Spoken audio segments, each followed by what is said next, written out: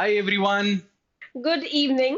Thank you so much for enabling us to reach 100,000 subscribers on YouTube. And on this occasion, हम लोगों को जब ये दिखा कि आप लोगों ने इतना प्यार दिया है, इतने सब्सक्राइब्स किए, इतने लाइक्स किए, इतने प्यारे प्यारे कमेंट्स किए हमारे वीडियोस पर, we thought कि हम आपके लिए भी कुछ लेकर के आए। बिल्कुल। And trust me, we are over the moon इस अकम्पलिशमेंट को लेके। एंड आई नो कि ये होता ही नहीं अगर आप लोग नहीं होते, तो इसीलिए आपके लिए भी कुछ स्पेशल होना चाहिए। तो आपके लिए जुडिशरी गोल्ड क्या क्या करने वाला है, उसका एक वीडियो तो यही है। हाँ जी।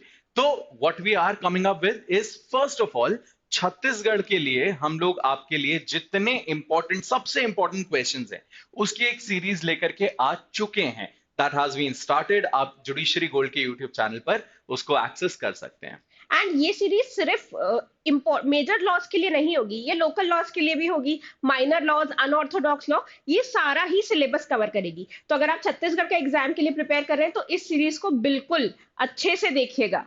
अच्छा, secondly there are certain things जो हर जुडिशरी एस्पिरेंट को पता होनी चाहिए पर बताता कोई नहीं है। सो कुछ ऐसी चीजें हैं आपके लीगल एक्यूमेन के बारे में, आपकी ओवरऑल पर्सनालिटी के बारे में, जो कि जनरली पता नहीं चल पाती हैं। We'll be coming up with videos for that as well.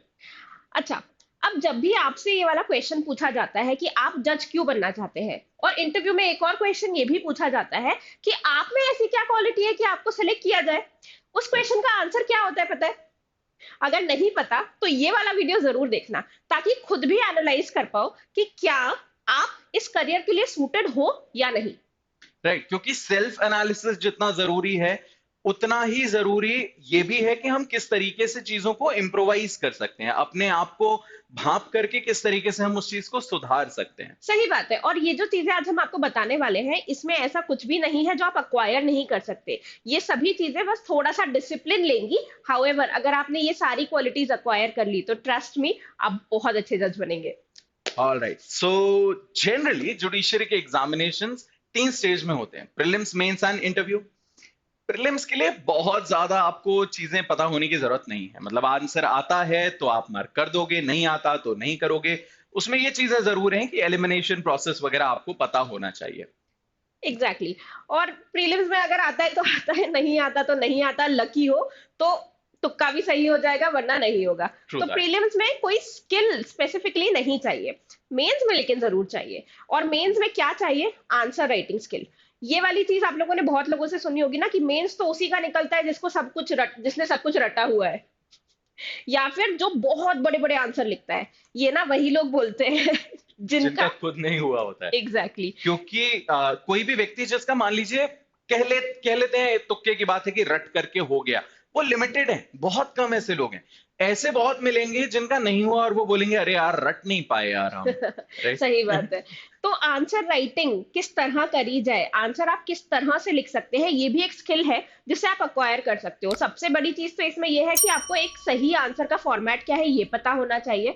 दूसरी चीज, आप जितना प्रैक्टिस करोगे ना उतना बेहतर आंसर लिखोगे। अगर आज सोच रहे हो कि ठीक है, यूपी का पहले सिलेबस सिलेबस कर लेते हैं, एग्जाम में आंसर तो लिख ही देंगे, वो गलत होगा, वो अप्रोच ही गलत होगा। अच्छा, इनफैक्ट हर एक स्टेट के लिए एक अलग थोड़ा सा आंसर राइटिंग टेक्निक होती है। राजस्थान के लिए हम्म। आप बहुत अलग आंसर्स लिखोगे एज कंपेयर टू जो आप यूपी या हरियाणा के लिए लिखने वाले हो। और ये भी आपको रेगुलर प्रैक्टिस से ही समझ में आता है। आपको एक ब्रीफ आइडिया होना चाहिए कि अगर मैं ये स्टेट टारगेट कर रहा हूं, कर रही हूं, तो उस स्टेट के लिए मुझे इस तरीके से आंसर लिखना पड़ेगा। यूपी से याद आया, वी नो कि मेंस एग्जामिनेशन कितना इंपॉर्टेंट होता है। तो मेंस में आपको सही तरीके से गाइड करने के लिए, वो 6 पेपर क्वालिफाई करवाने के लिए, judiciary gold will be coming up with a crash course. इसके डिटेल्स हम आपसे जल्दी ही शेयर करेंगे। Yes.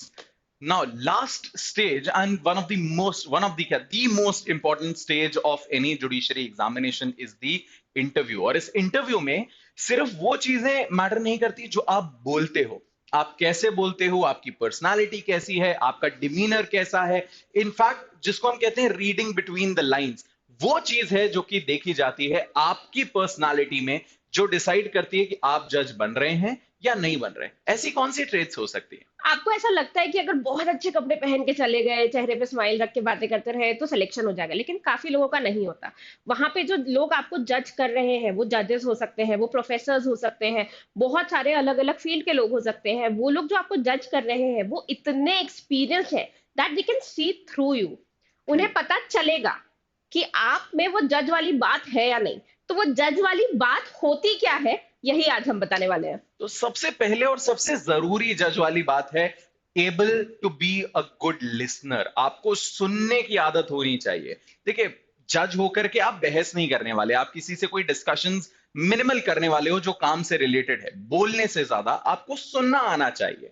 अगर आपको बोलना बहुत अच्छा लगता है, अगर आपको चीज़ों के लीगल पॉइंट्स डिस्कस करना बहुत अच्छा लगता है, तो may be advocacy is a profession for you. लेकिन यहाँ पे आपको सुनने की बहुत आदत होनी ही चाहिए। इसका कोई ऑप्शन ही नहीं है, इसका कोई अल्टरनेटिव ही नहीं है। राइट। इनफैक्ट जब इंटरव्यूज में भी कोई भी कैंडिडेट क्वेश्चन पूरा होने से पहले अपना आंसर देने लगता है, तो सामने ही समझ में आ जाता है इसको सुनने की आदत नहीं है। मतलब आप पूरे फैक्ट सुने बिना जजमेंट पर पहुंच रहे हो। डू यू थिंक ये जज वाली बात है?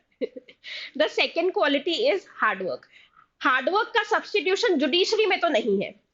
कई लोग हार्ड वर्क को स्मार्ट वर्क में कन्वर्ट करके काम करना चाहते हैं, लेकिन यहाँ पे you will have to put in the hours, you will have to sit throughout the day, listen to people, और हर चीज को मेटिकुलसली ड्राफ्ट करना, डिस्कस करना, ये आपका काम होगा। और इसके लिए स्मार्ट वर्क नहीं, हार्ड वर्क ही जरूरी है। तो अगर आपको इतने घंटे बैठने की ही आदत नहीं है, अगर आपको इतना सुनने की ही आदत नहीं है, अगर आपको रोज एवरी डे जजमेंट लिखने की आदत नहीं है, तो ट्रस्ट अस कि ये वाला प्रोफेशन थोड़ा ज्यादा डिफिकल्ट हो सकता है आपके लिए। बट सिटिंग की प्रैक्टिस भी करने से आ जाती है। तो एग्जैक्टली। बहुत छोटे में किसकी आदत होती है भाई बैठने की, लेकिन धीरे धीरे as time passes we learn that skill, right? तो अभी भी अगर आप इस प्रोफेशन में जाना चाहते हैं, this is a skill that you can acquire easily.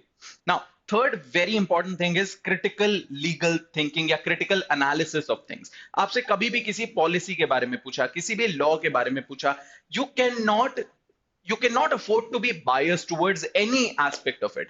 आपको बहुत न्यूट्रल होकर के क्रिटिकली चीजों को एनालाइज करना आना चाहिए। हाँ भाई, इसका ये पक्ष है, ये पक्ष है, and this is what we can derive from it on the basis of जो आपके सामने चीजें दी गई हैं। केवल उसी के बेसिस पर आपको अपना डिसीजन या फिर अपना जो ओपिनियन है वो फॉर्म करने की आजादी होनी चाहिए, या वो फॉर्म करने की लिबर्टी आपको लेनी चाहिए। सो क्रिटिकली एनालाइज करना, लॉज को इंटरप्रेट करना उस सेंस में जो कि जस्टिस और इक्विटी के प्रिंसिपल्स पर चले, उस तरीके से इसको इंटरप्रेट करना बहुत जरूरी है। एग्जैक्टली। लॉ का इंटरप्रिटेशन इतना वाइड है, और यही आपका मेन काम है। ट्रस्ट अस कि बाकी कुछ भी, कोई भी चीज आपके लिए इतनी इंपॉर्टेंट नहीं है जितना इंटरप्रिटेशन ऑफ लॉ है। एक लॉ को कितनी तरह से इंटरप्रेट किया जा सकता है, तो आपका सही interpretation should always incline towards justice, equity and good conscience. आप लोगों ने केस सुना होगा स्किन टू स्किन कांटेक्ट वाला। तो वहां पे हुआ क्या था कि सेक्सुअल हरासमेंट में ये कह दिया गया था कि स्किन टू स्किन कांटेक्ट होना जरूरी है। क्या सेक्सुअल हरासमेंट बिना स्किन टू स्किन कांटेक्ट के नहीं हो सकता?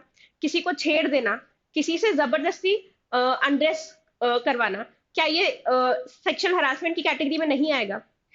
इंटरप्रिटेशन इसीलिए plays a very very important role. और जब भी आप कंफ्यूज हैं इंटरप्रिटेशन में, तो ये तीन गाइडिंग प्रिंसिपल्स आपकी हमेशा मदद करेंगे। एंड सबसे जरूरी एक और लास्ट चीज, that is utmost honesty and high morals. This is very important in every जज, क्योंकि हम जब जुडिशरी की बात करते हैं, we keep them at a higher pedestal.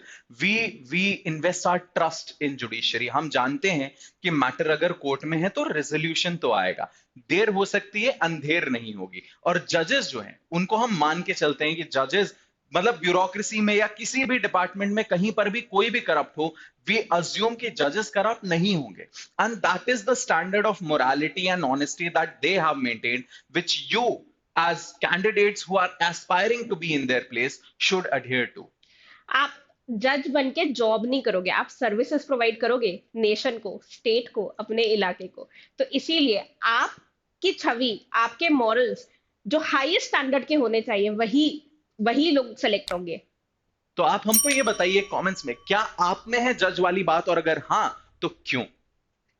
Happy learning guys, and thank you for 100K। Bye bye, thank you.